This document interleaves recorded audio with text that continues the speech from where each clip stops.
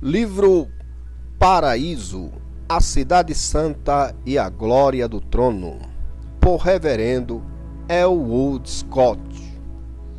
Capítulo 25, 12ª visita, continuação.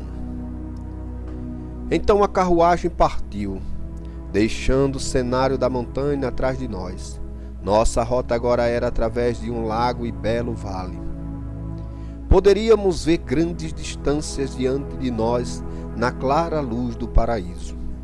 Os extensos pomares, as alamedas de laranja e de limão do mundo eram apenas miniaturas comparados com o que agora se descobria à nossa frente.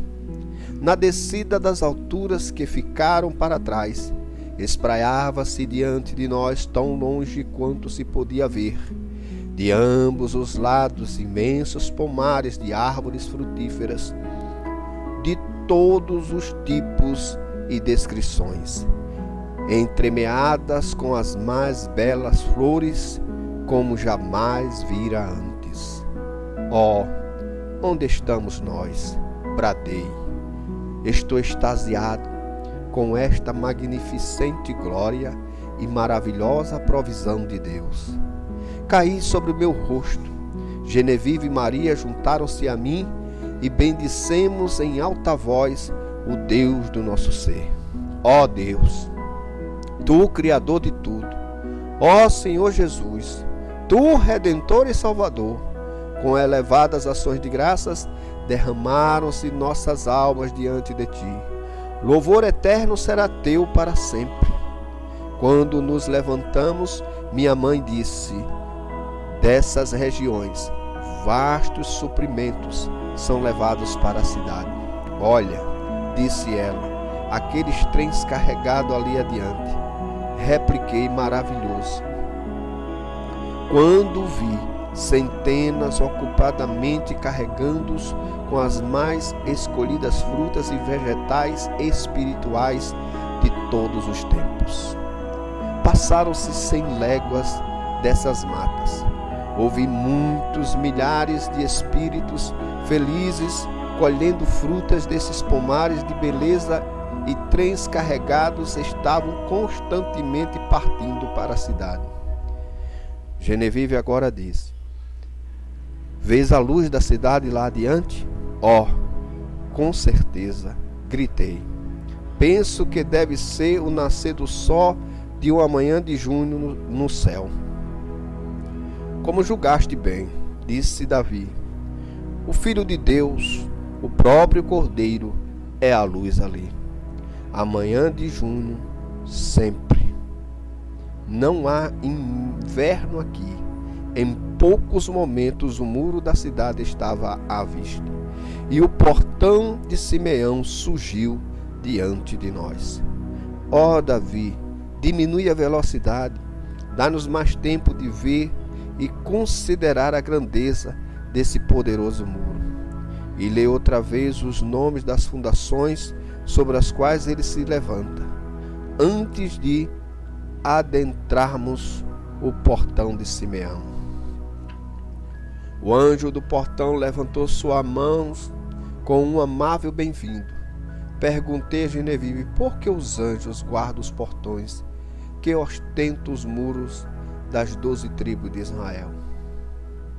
Oh, exclamou ela, se não fossem as 12 tribos de Israel do passado, pavimentando este caminho diante de nós e dando-nos o asfalto, soletrando os eternos mistérios de Deus, tal abundante entrada da cidade jamais teria conhecido.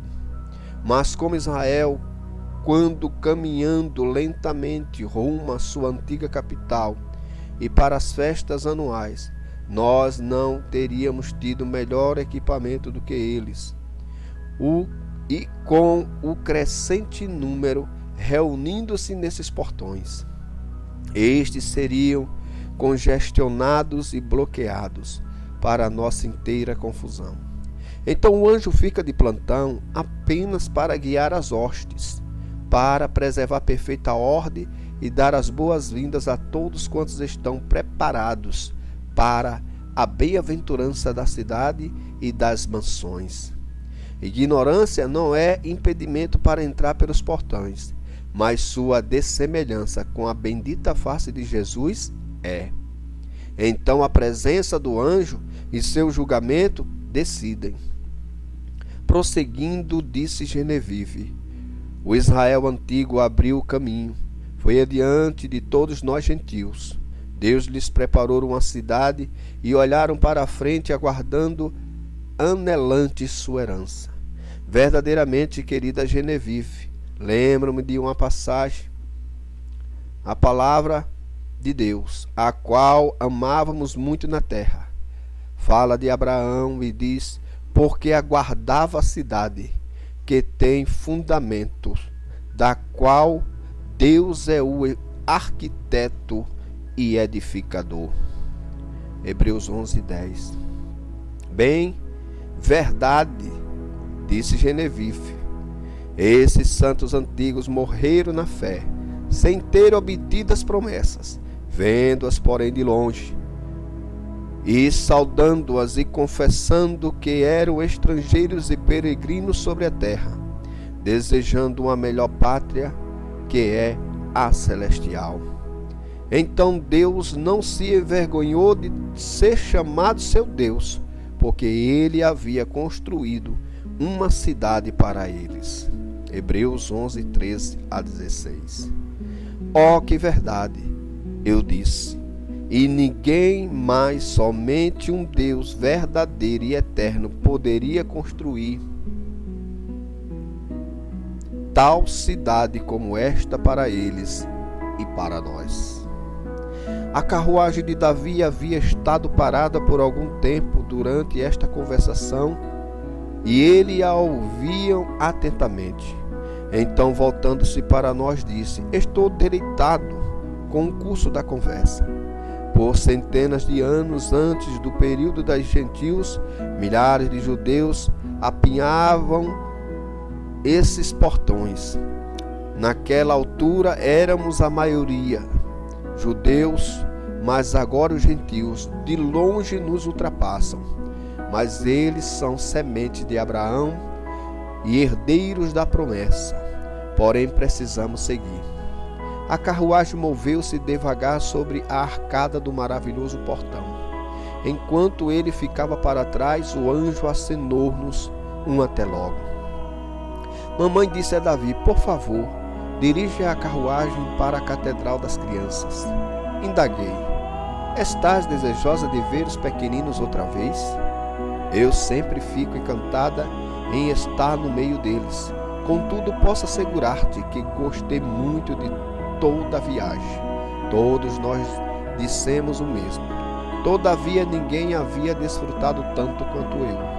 Tudo era tão novo, tão esplêndido e nunca a ser esquecido. Agora, Davi, a avenida parece larga aqui. Portanto, apressa-te com a velocidade que desejares. Ele estendeu a mão e tocou o botão outra vez, e a carruagem pareceu voar com as asas da luz. Em poucos momentos estávamos parados ao lado do portão da Catedral das Crianças. Todos nós descemos e agradecemos a Davi seus amáveis serviços, pelo que, voltando-se para nós, ele disse, tenho imenso prazer em sempre fazer-vos tal favor. Davi então moveu sua carruagem para mais longe, ao lado da rua, e passou a colher algumas frutas, enquanto estávamos ocupados falando sobre a maravilhosa viagem que acabávamos de fazer. Senegassode, depois disso, disse, eu te deixo, meu filho, para um pouco de descanso. Joguei-me para trás em minha cadeira, com meus olhos fechados, reverentemente. Agradeci ao meu Deus por tais revelações do mundo invisível. Oh, como é real a vida futura! Eu disse, devotadamente desejaria que eu estivesse lá agora. Nenhum problema, nenhum sofrimento, nem morte. Ó céu, não distante Que teus portões sejam abertos para mim, e que a carruagem do anjo se apresse para a minha humilde cama. Eu deste mundo meditei e orei até que adormeci. Capítulo 26. 12ª visita. Continuação. Em direção ao trono. Jonas, o profeta. Senegassode voltou e disse: Podes escrever outra vez? Continuou como segue. Genevieve, mamãe e Maria estavam em pé, junto ao portão à carruagem de Davi, parada do lado oposto da avenida, onde ele ainda colhia frutos e enchia seu cesto. Vi Boemonde também vindo em nossa direção e fiz o sinal para que ele se apressasse. Ó Belmonte, tenho muitas coisas benditas que aconteceram desde que nos separamos para te contar. Quero apresentar-te a companheira da minha vida, a mulher da minha mocidade, a quem encontrei bastante ocupada numa distante parte do paraíso. Genevieve pareceu grandemente alegre em saber que éramos amigos tão íntimos. Belmonte perguntou: Quando irás a caminho do trono? Oh, bem breve espero. Genevieve disse: Se quereis, podereis ir imediatamente. E mamãe Maria e eu mesma nos encontraremos convosco na grande convocação, um pouco mais tarde. Então chamamos Davi para vir a nós. Ele depressa consentiu em ser nosso servo novamente, e planejamos partir. Enquanto nos despedíamos, Genevieve disse a Davi: Vai pelo caminho das mansões dos profetas e entra na mansão de Jonas. Ó Genevieve, eu disse, como és tão bondosa e prestativa para comigo.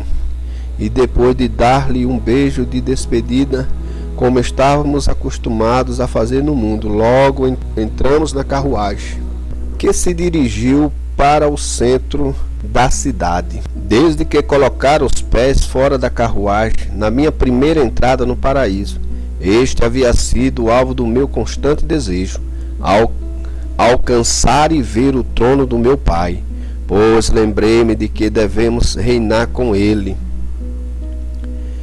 Eu já havia visto repetidamente nosso bendito Senhor e contemplado sua santa face, mas eu ansiava ver o trono do seu Pai e os exércitos que se reúnem em volta dele. Todos os teus desejos e mais, disse Davi, cedo te serão satisfeitos, mas tem sido sábio em não te apressares a ir ao trono, pois mesmo agora não estás muito bem preparado para a sua extraordinária glória. Tua viagem ao paraíso preparou-te melhor para as cenas adiante de ti, pois à frente é bem melhor. Belmonte disse: Eu tenho estado ocupado em várias partes da cidade, desde que te vi pela última vez, mas estou grandemente agradecido por esta oportunidade de ir contigo. Agora, Davi falou-nos sobre as mansões dos profetas, às quais Genevieve se referiu, ao que respondeu: Terei imensa alegria em falar-vos sobre elas. Muitos dos profetas e homens antigos de Israel, incluindo os patriarcas, têm suas mansões localizadas perto umas das outras. Elas estão tão agrupadas que eles têm fácil e pronto acesso um ao outro. Essas chamam-se de suas próprias. E ainda assim cada um tem o perfeito privilégio de entrar e sair como queira. Aqui não se pensa ser intromissão, alguém ir e ficar o tempo que queira. Tudo na cidade pertence a cada um de nós. Somos herdeiros de tudo. Eu disse, Deus preparou todas estas coisas para mim. Elas são minhas? Tão certo quanto estás na cidade, elas são tuas, disse Davi. Lembro-me da escritura, respondi, onde Deus disse: Tudo é vosso, vós de Cristo, Cristo de Deus. 1 Coríntios 3, 22 a 23. Belmonte disse: estou querendo saber sobre uma mansão para mim e sua localização. Davi respondeu: sê paciente, meu filho. Deus instalar-te-á para a tua própria satisfação. Mas lembra, tens privilégios ilimitados em todo o reino do céu, que na cidade ou no paraíso. Vai, pois, onde desejares. Vem quando quiseres e fica contente para sempre. Como todas as avenidas e ruas da cidade, esta era belamente decorada. Um afluente do rio corria pelo seu meio. De ambos os lados cresciam árvores de vida mescladas com muita variedade dos mais belos arbustos. Máquinas fotográficas nunca tirou um retrato comparando a esta glória do céu. Desde a saída do centro das crianças, a carruagem estava andando a indescritível velocidade. Muitos quilômetros havia se passado enquanto Belmonte e eu conversávamos sobre as experiências de cada um desde a nossa separação. Davi então nos avisou: estamos chegando perto das mansões dos antigos. E diminuindo sua velocidade disse: podes reconhecer os nomes de muitos dos ocupantes. Não tenho dúvida, pois todos quantos estão familiarizados com a história dos judeus estão acostumados com os nomes de muitos santos de Deus do paraíso. Eles ficam sempre felizes em dar as boas-vindas a todos os recém-chegados, bem como aos velhos amigos, acrescentou Davi. Perguntou-lhe então Genevieve, falou de Jonas, o profeta: passaremos por sua mansão? Oh, sim, com certeza, disse ele. Em poucos minutos a carruagem parou perto do limiar do belo palácio. Bem, estou vendo o nome do profeta, disse Belmonte. Podes estar certo, disse Davi, e ele é o verdadeiro Jonas da Bíblia. Eu também estou confiante por vós, queridos irmãos, que ele esteja agora em sua residência. Todos saímos da carruagem, e com Davi à frente logo estávamos à porta. Não há campainha para se tocar no céu, pois todos são sempre bem-vindos, tanto quanto uma ocupada abelha pede permissão para entrar em sua própria colmeia. Um santo no céu tem que pedir ao outro licença para entrar em sua mansão, pois há uma eterna fraternidade ali, com todas as coisas em comum, de um modo que pouco conhecemos na terra. Regozijemo-nos grandemente quando Davi disse: eu agora vejo Jonas através do rol ali adiante. Quando nós entramos em sua mansão, ele veio para Davi e saudou com um bom dia, meu irmão. Bom dia para ti, disse Jonas. Tenho sempre alegria em te receber. Diz-me, quem são esses irmãos contigo? Recém-chegados. O irmão Sode é um grego de descendência judaica, porém mais tarde da Escandinávia, e Belmonte do norte da Rússia. Ao que ele disse: é um prazer receber-vos, queridos irmãos. Estendendo-nos a mão, logo estávamos sentados em sua espaçosa mansão, belamente adornada, com decorações jamais vistas numa casa terrena. Quando olhei para mim, pensei nas palavras do Senhor: vou preparar-vos lugar. João 14:2. Ó, essas mansões preparadas por uma grandiosa mão. Então pensei outra vez: se ele fez tão infindáveis variedade de flores, doce aroma e belos arbustos, de todos os tipos, com tantas coisas a fim de agradar e acrescentar às nossas vidas terrenas, o que ele não providenciaria para seus santos e sua noiva no céu? Bem, Jonas, disse eu, estamos felizes em encontrar-te. Mas conta-nos, és tu o profeta Jonas, tão notável nos tempos da Bíblia? Sou o profeta Jonas, filho de Amitai, criado em Gade, numa cidade da velha Baixa Galileia, em Zebulon, há mais de 2.700 anos atrás, conforme a maneira de falar e que estávamos acostumados na terra. Contudo, queridos irmãos, na realidade, tem sido somente cerca de 2 dias e meio, desde que vim para este reino celestial, calculados pela maneira de contar o tempo no céu.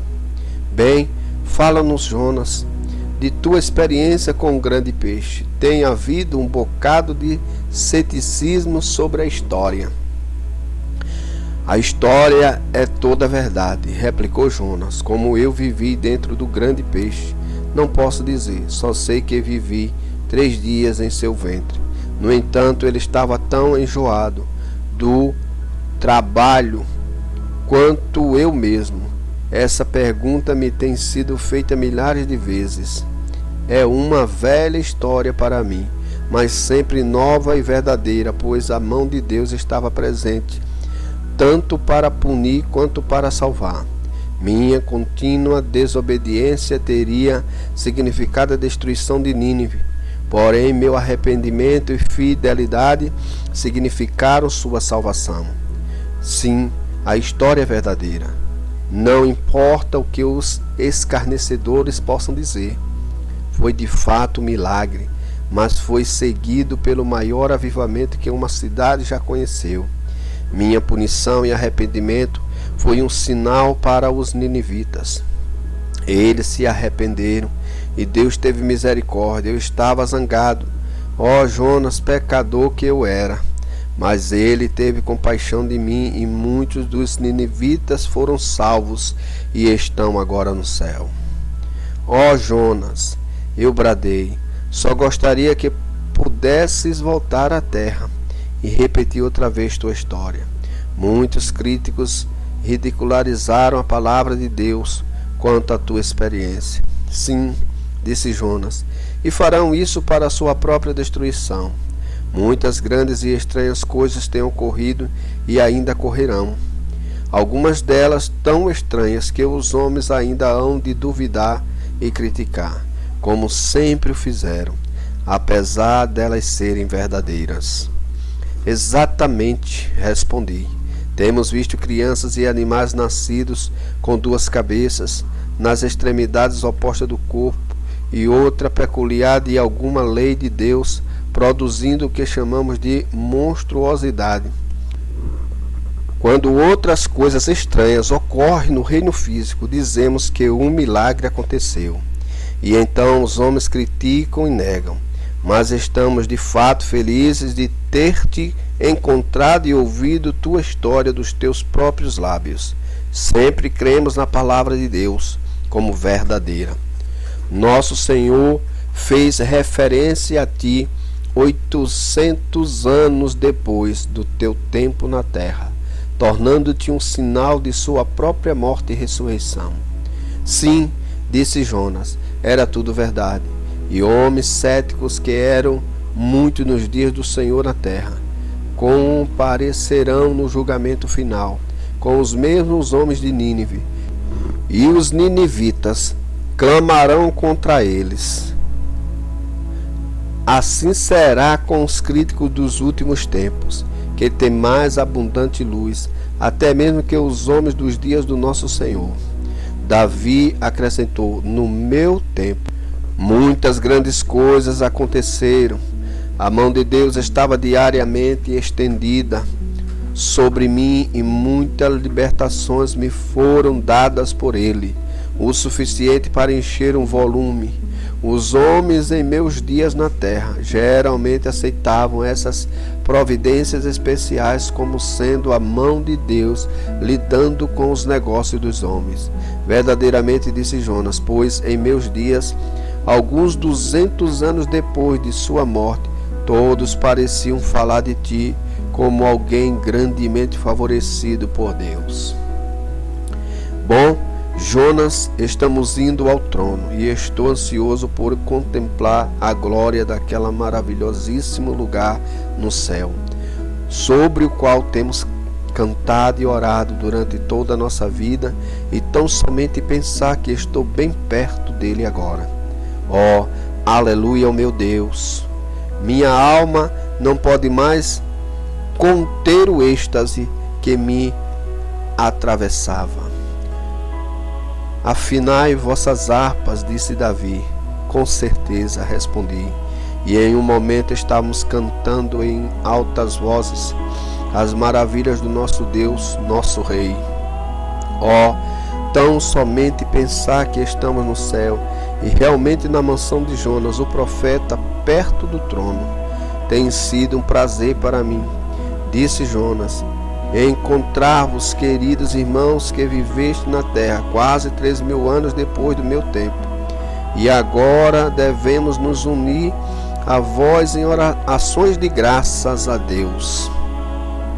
Com isso, todos nos prostramos sobre os nossos rostos em louvor e adoração a Deus. Quando nos levantamos, Jonas disse: Devo estar no trono durante a grande convocação. Milhões de santos atendem-na. Espero encontrar-vos novamente em outra altura. Então, oferecendo-nos sua mão, despedimos-nos, e logo estávamos na carruagem de Davi, na rota para o grande centro do reino celestial. Perguntei a Davi: não estamos tão perto do trono quanto estávamos quando voltamos para a viagem ao paraíso? Bem perto, disse ele, mas desta vez estamos nos aproximando de um outro quarteirão. A luz parecia tão brilhante e ainda assim não ofuscante, pois estávamos sendo preparados para isso. Milhares de almas felizes passavam por nós. Muitas cargas estavam sendo transportadas para diferentes pontos, preparando para a grande convocação. Agora, disse Davi, precisamos parar, pois vejo um anjo me chamando. Ele saiu de sua carruagem e depois de poucos minutos de conversa com o anjo, veio e disse-nos que teria de nos deixar ali, pois era o chamado a uma parte distante da cidade. Penso que vos deixarei só por um pouco de tempo. Aproveitai o passeio como quiserdes. Podeis entrar em qualquer das mansões que desejardes. Senti-vos perfeitamente em casa. Tudo quanto vedes é vosso. Eu tenho que fazer uma visita apressada a uma distante parte da cidade em negócios concernente à grande convocação. Se eu não voltar em tempo para vós, podeis subir em qualquer uma das carruagens e sereis levados ao trono no devido tempo. Assim dizendo, saímos da carruagem. Ele se despediu e nós, com uma amável curvatura e aceno de sua mão, partiu. Agora, disse Sêneca, estás cansado e precisas descansar. Doce sono, e que a paz de Deus seja contigo. Quando olhei para ele, desapareceu da minha vista.